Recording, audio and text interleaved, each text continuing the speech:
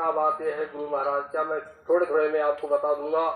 गुरु महाराज ने कहा था कि बच्चों एक बात याद रखना, यह जो अभी प्रार्थना बोल रहे थे कि कहाँ से स्वामी जी आए, हम कहाँ जाएंगे, तो यही बात को बाबा जय गुरुदेव जी महाराज बता रहे कि ऐ इंसानों, जो आपका यह मनुष्य शरीर मिला है ना, ये किराए का मकान है और इस किराए के मकान में श्वासों की पूंजी गिन करके मालिक ने दिया है और इस श्वासों की गिनती पर आपका शरीर टिका हुआ है। शरीर श्वास खत्म होते ही धाम से गिर जाता है। तो आप भेद नहीं जानते हो तो कहते हो हार्ट फेल हो गया, हार्ट फेल हो गया, ब्लड बीपी हाई हो गया, ब्लड प्रेशर बढ़ गया, तो आप कहते हो ब्रेन की नस फट गई इसलिए मर गया। ऐसा कुछ नहीं। गुरु महाराज ने कहा कि बस श्वास की गिनती पूरा हो गया तो कोई न कोई कारण बनेगा, फट में चले जाओ। और इस श्वास की पूंजी मालिक ने 100 वर्षों के लिए गिन करके दिया है और ये श्वास की पूंजी व्यर्थ में मत गंवाना। अगर व्यर्थ में गंवाओगे तो जल्दी ही चले जाओगे। इसलिए परहेज से, नियम से, संयम से रहो। बैठे रहोगे, जैसे आप बैठे हो ना, गुरु महाराज ने कहा बैठे रहने पर बड़ी श्वास की पूंजी कम खर्च होती है। कहा बैठे 12 चले 18, बैठने में 12 श्वास की पूंजी 1 मिनट में खत्म हो जाएगी। चलोगे तो 18 खत्म होगी और सोओगे तो 36 खत्म होती है। इसलिए कहा जाता है बैठ के भजन ज्यादा करो। सोओगे आप तो 36 यानी दूना बढ़ता जाता है। बैठे 12 चले 18 टेढ़ा होता है, लेकिन सोए में 36 और अति क्रिया में 72। तो कहा कि अगर जितना तरह से रहोगे उतने उम्र बढ़ा लो। गुरु महाराज ने कहा 100 साल की उम्र में 150 साल उम्र जियो। ये श्वासों की पूंजी पर निर्भर है। लेकिन भाई अगर बचा के रखोगे तब, नहीं तो खर्च करोगे तब तो चले जाओगे, जल्दी चले जाओगे, 40-50 में चले जाओगे, उससे क्या फर्क पड़ता है। तो श्वासों की पूंजी गिनकर भगवान ने दिया है और वो एक एक क्षण का हिसाब लगा रहा है। जैसे ही श्वास की पूंजी खत्म होगी वह मालिक अपना परवाना भेजेगा, जिसको हिंदू कहते हैं जमराज के दूत आते हैं, मुसलमान कहते हैं खुदा के फरिश्ते आते हैं और आते ही तेज आवाज लगाते हैं, ओ फलाने मेरे मकान को खाली करो। और उनका शरीर देखते ही ये हमारे शरीर का सारा खून पानी बन जाता है। आंखों से दिखाई देना बंद, कानों सुनाई देना बंद, फटाक वही गिरा दिया।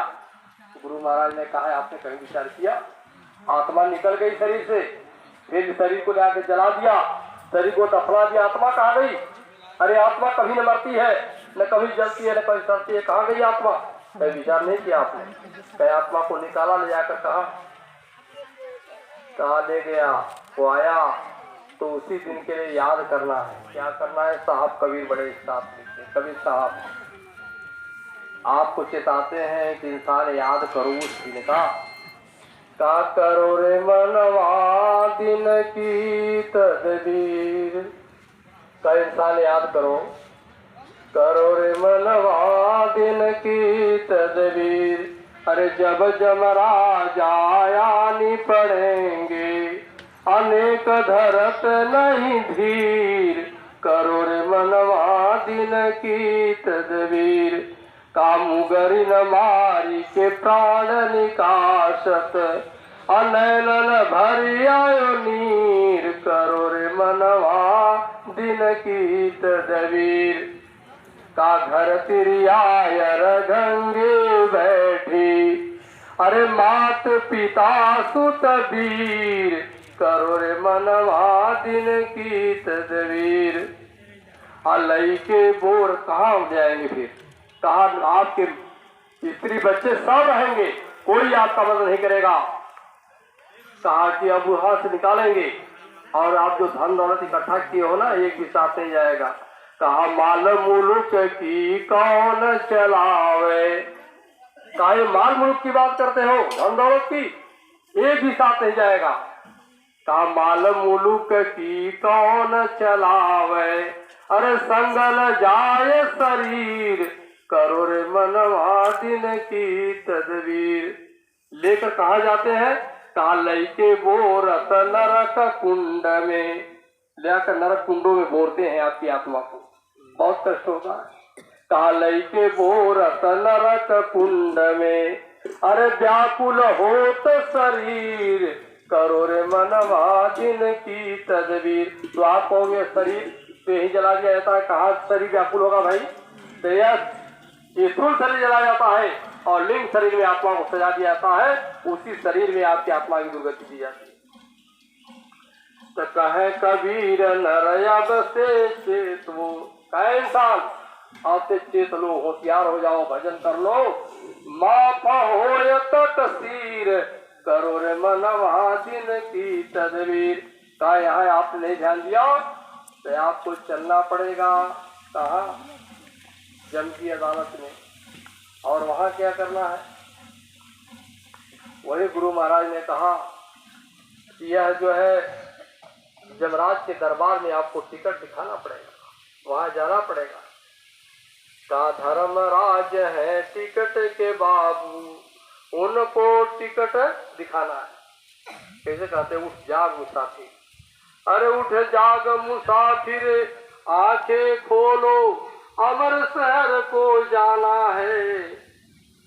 कहा कि आप वहां अमर शहर को जाना है, और तन का गाड़ी, मन का इंजन जो आपके साथ लगा हुआ है, इसी में आपको पाप पुण्य का माल लदा है। इसमें आपने क्या किया? कौन सा माल इकट्ठा किया?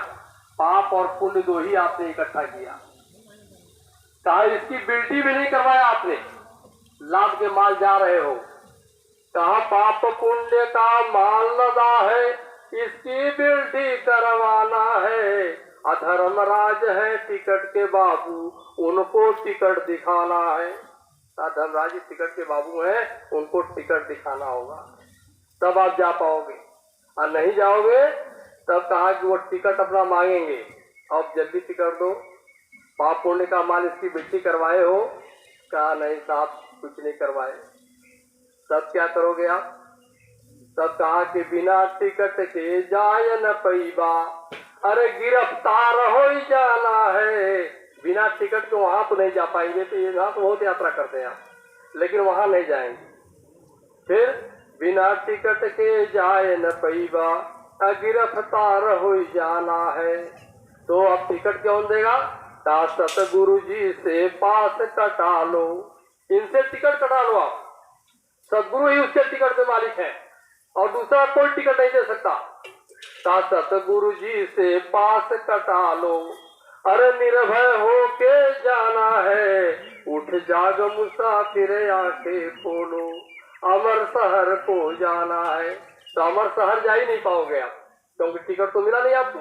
तो इधर अपना पकड़ देंगे और तुरंत अपना टिकट मांगेंगे, नहीं मिलेगा तब कहा जम की अदालत। पुलिस पकड़ता है बिना टिकट का बाबू जो है, तो कहाँ ले आता है? ले आता है कोतवाली में, कहता है ये बहुत चोर आदमी है, ये देखो कुछ नहीं किया। तो कहा कि ले आकर वहां करते हैं, कहा खड़ा कर देते हैं जमराज की अदालत। कहा जम की अदालत में जब तू चढ़ेगा, अरे पूछेगा हाकिम तो क्या तू कहेगा?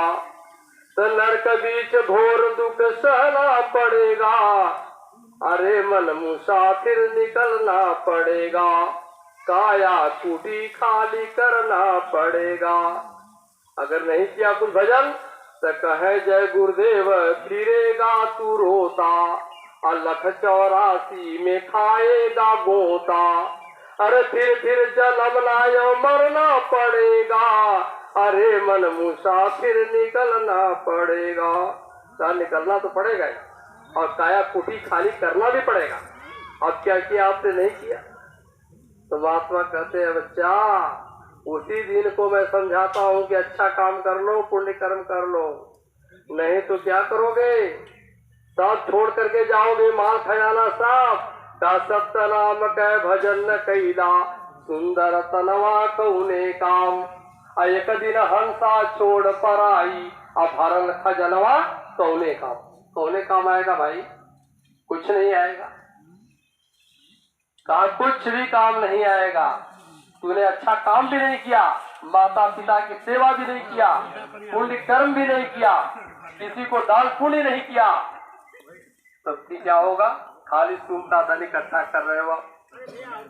का माता पिता ठोकर खैले तू चार ललनवा कौने काम, असत नाम के भजन न कैला सुंदर तनवा कौने काम। फिर क्या किया? कहा कि यह शरीर तो मिट्टी मिल जाएगा, लेकिन आपने कोई दान पुण्य नहीं किया, बल्कि मरने के बाद दान पुण्य करते हो। माई बाबू कहा जियते पर बस्तर ना दिहला, अमूल कफनवा कौने काम, असत नाम के भजन न कैला सुंदर तलवा कौने काम। अब विचार करा, भजन तो कई बार ना कैला, अजियत माई बाबू के बस्तर ना दिला तो मरने के बाद तो मार कफन लोग 100 थे। मैंने देखा है 100 कफन एक लाख गिनने लगे कितना भैया, कहा 100 थे। कभी क्या रुपया को है, क्या मानना 100 रुपया के 100 में ये 10,000। हम सत्संगियों को ऐसा मैं आज बता दे रहा हूँ कि नहीं करना चाहिए। अरे भाई 100 रुपया की जगह 100 रुपया दे दो उसको, जिसके आप 100 कफन देना चाहते हो आप उसको 100 रुपया दे दीजिए। और 100 रुपया काम में आ जाएगा, उसके लकड़ी में आ जाएगा, उसके भाड़ा में आ जाएगा, उसके काम में आ जाएगा। और 100 कफन दे दिया, वहां फेंक दिया गया, किसी काम में नहीं आया। क्या मतलब? तो मुअल का फनवा कोने काम। और कोई तड़प रहा है, फटा सीधा कपड़ा पहना है, जाड़े में कंबल नहीं है तो आप कंबल नहीं दोगे, अरे बेचारा जाड़ा खा रहा है दे दें इसको, ये नहीं करता है कोई। मर जाता है तो करे हम कफन दे फलाने भैया, चाहे देते हो भाई। उचित काम करो जिससे पुण्य बने, उससे कोई पुण्य बनने वाला नहीं। उसके जगह पर आपने 100 रुपया दे दिया तो आपका बहुत बड़ा पुण्य और परमात्मा बने। फिर कहते हैं कि अब मिट्टी में तो मिट्टी मिल गया, ये शरीर मिट्टी है, मिट्टी मिल जाएगा। का मिट्टी में मिट्टी मिल गई न देह पसोनवा कौने काम, असत नाम के भजन न कैला सुंदर तनवा कौने काम। अब बताओ, सतनाम का भजन ना कैला तो सुंदर तन कौने काम का? ये तो मिट्टी मिट्टी मिल गया, इस पर सोना ला दो, चाहे जो भी ला दो, इस पर कुछ काम नहीं आएगा, कोई काम में नहीं आएगा। और कोई दान पुण्य नहीं किया। दान पुण्य तो करना चाहिए, अच्छी जगह करना चाहिए। पुण्य का भिक्षु के भिक्षा ना दिहला, इस सुम का धनवा कौने काम, असत नाम के भजन न कैला सुंदर तनवा कौने काम। कौने काम भैया? किसी काम में नहीं आएगा। तो कहे जय गुरुदेव पशु से बेहतर, अरे पशु से अच्छा शरीर आपका है, बड़े भाग में मानुष तन पावा, सुर दुर्लभ सदग्रंथ धन गावा। तो कहे जय गुरुदेव पशु से बेहतर, आई मनुष्य का तनवा कौने काम, असत लोक के भजन न कैला सुंदर तनवा कौने काम। कौने काम में आएगा भाई? इसको खत्म कर दीजिए। गुरु महाराज ने कहा 3 बात सदैव याद रखना, 3 बात सदैव याद रखना। परमार्थी वचन संग्रह किताब में पढ़िए गुरु महाराज ने। पहला क्या कहा? नैतिक बात है। अभी तो गुरु महाराज के संदेश बताऊंगा। नैतिक गुरु महाराज ने कहा पहला बात याद रखना, अगर सत्संग परमार्थ पूजा पाठ करना चाहते हो तो पहला काम तो याद ये रखना कि क्रोध से बचे रहना। क्रोध से कहा कि जो क्रोधी होता है ना, मैं उसका लोक परलोक दोनों मटिया मेट कर देता हूँ, मैंने उसको खत्म करना, परमात्मा बिगाड़ता हूँ, मैंने उसको मैं गेंद की तरह चाहता हूँ, इधर से मारा उधर, उधर से मारा उधर। पहला काम क्रोध से बचे रहना। तो हम लोगों को क्रोध खूब आता है, बात बात में क्रोध आता है, तनिक तनिक में लड़ जाते हैं। यही हम लोगों के परमार्थ में चलने का रास्ता। दूसरा गुरु महाराज ने कहा, अरे बच्चू अगर परमार्थ में चलना चाहते हो तो पराई स्त्री से बचे रहना।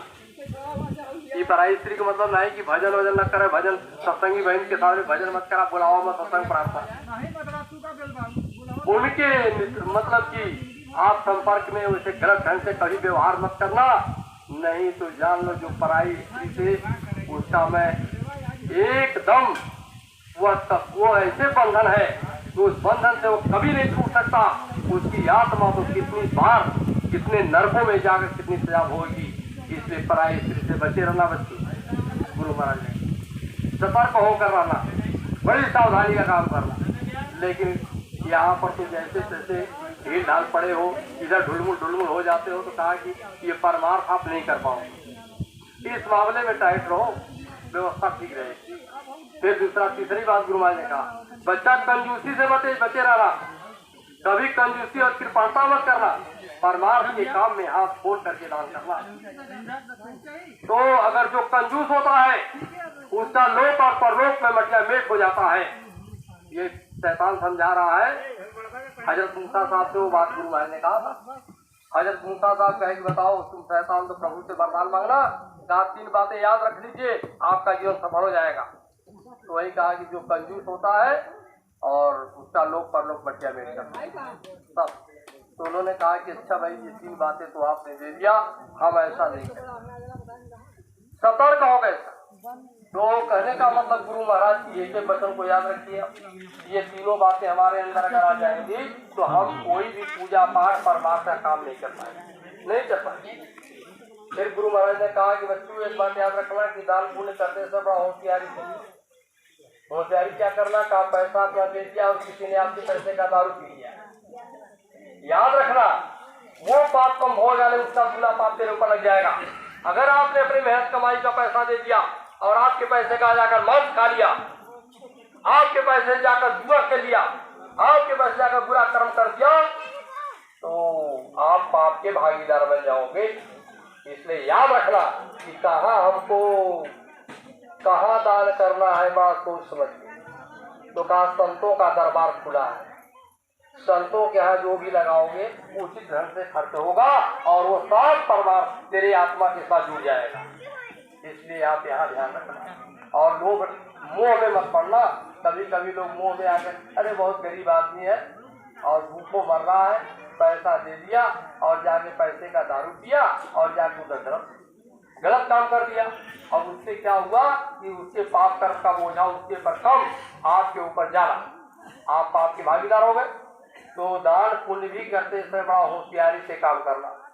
जहाँ देखो कि हमारे पैसे का सदुपयोग होता हो वही पर करना है, गलत जगह मत करना है। यहाँ तो लोग मेहमान आगे न कहा भैया कुछ खर्चा वर्चा न करवा, कहा खर्चा वर्चा कहा न कर भैया, कहा जाए लड़का का ब्याह के लिए खर्चा वर्चा कराई, कहा ठीक बा, तो कहा 1000 खर्चा करा, पता लगा फूल का दारू मंगा दे, फूल का मुर्गा में कटवा दिए। अब उसका परमात्मा न रखा तू जय गुरुदेव का भक्त हुआ तो उसे काम मतलब बा तो 1000 दे हम काम कर ले हमारे का सेवा हो जाए। कहना ये काम नहीं तो जो खाए का हम ही मंगाई खा और करे बात कर, तब तो ठीक है। ऐसा काम कहीं मत करिए, भूल चूक में ऐसा नहीं होना चाहिए।